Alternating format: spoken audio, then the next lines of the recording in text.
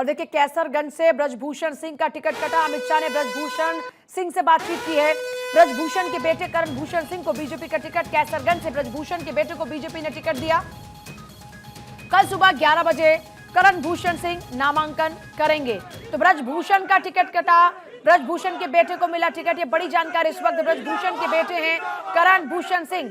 कल सुबह 11 बजे करण भूषण सिंह नामांकन करेंगे। लेकिन ये बड़ी जानकारी है, देखिए ब्रजभूषण अब पिछले कुछ दिनों में लगातार सुर्खियों में रही और वजह रही उनके ऊपर लगे यौन शोषण के आरोप, जिसके बाद बीजेपी ने ब्रजभूषण का टिकट काटकर उनके बेटे को टिकट दिया। बेटा कल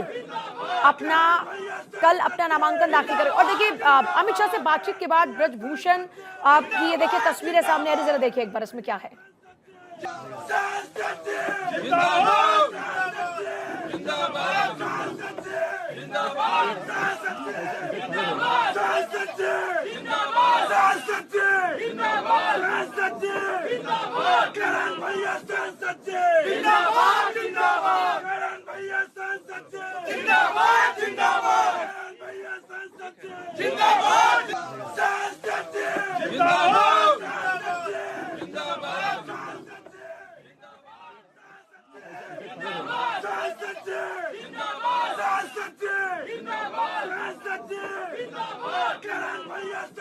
अक्षय, पहले इस बात को लेकर पुख्ता तौर पर यह माना जा रहा था कि ब्रजभूषण का टिकट नहीं कटेगा और यह सीट ब्रजभूषण के कंधे पर होगी, लेकिन क्या आरोप वजह रहे ब्रजभूषण पर लगी जिस कारण से उनके बेटे को इस बार चुनावी मैदान में उतारा गया? हालांकि टिकट परिवार के अंदर ही है।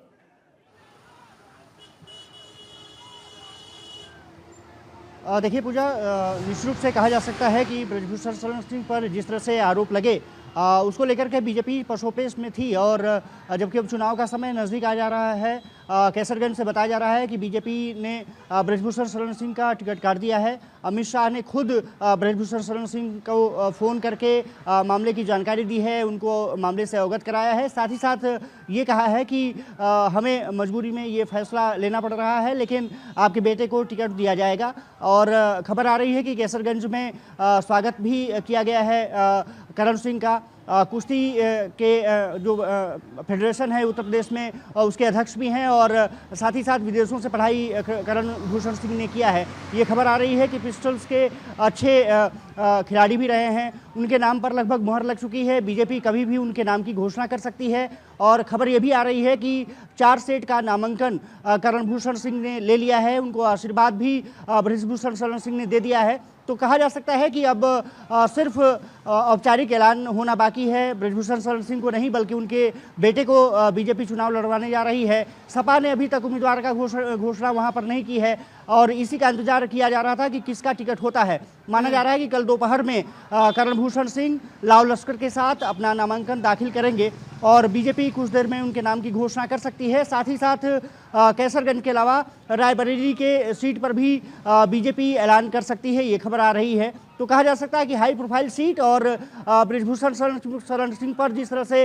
महिला खिलाड़ियों ने यौन उत्पीड़न तमाम आरोप लगाए थे, उसकी जांच अभी चल रही है। ऐसे में उनका बीजेपी ने टिकट काट करके एक संदेश देने का काम किया है, क्योंकि निश्चित रूप से कहा जा सकता है कि कैसरगंज के अलावा गोंडा और तमाम जगहों पर, चाहे बहराइच हो, गोंडा हो, कैसरगंज हो और पूर्वांचल की कुछ सीटें जो ठाकुर बहुल सीटें रही हैं, उसको लेकर के कहीं ना कहीं बीजेपी ने ब्रजभूषण शरण सिंह का एक तरफ से बचाव ही किया है कि उनके बेटे को टिकट वहां पर लगभग फाइनल कर दिया है। कहा जा रहा है कि कुछ देर बाद औपचारिक घोषणा हो जाएगी। पूजा, क्या ये मानकर चले कि पिछले कुछ दिनों में जिस तरीके से प्रज्वल रेवन्ना का मामला खूब सुर्खियों में रहा और वहां पर सवाल उठे, इसलिए ये भी मानकर चले कि एक वो दबाव भी जाहिर तौर पर रहा होगा कि अब किसी भी इस तरह के शख्स को ना टिकट दिया जाए जिसके ऊपर यौन शोषण के आरोप हो?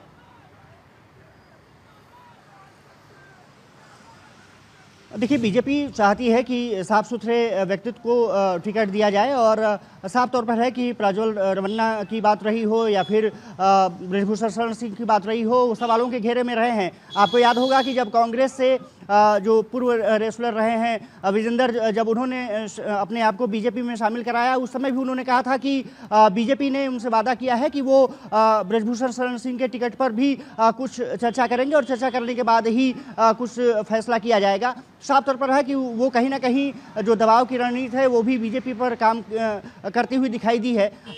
हालांकि ये कहा जा सकता है कि क्योंकि परिवार में टिकट गया है तो कहीं ना कहीं जो दबंगई रही है और ब्रजभूषण शरण सिंह की जो उनका नाम रहा है, जो क्षेत्र में जनता उनको जिस तरह से मानती रही है, उनको समर्थन देती रही है, उसका भी असर रहा है कि उनके परिवार को ही टिकट फाइनल किया गया है।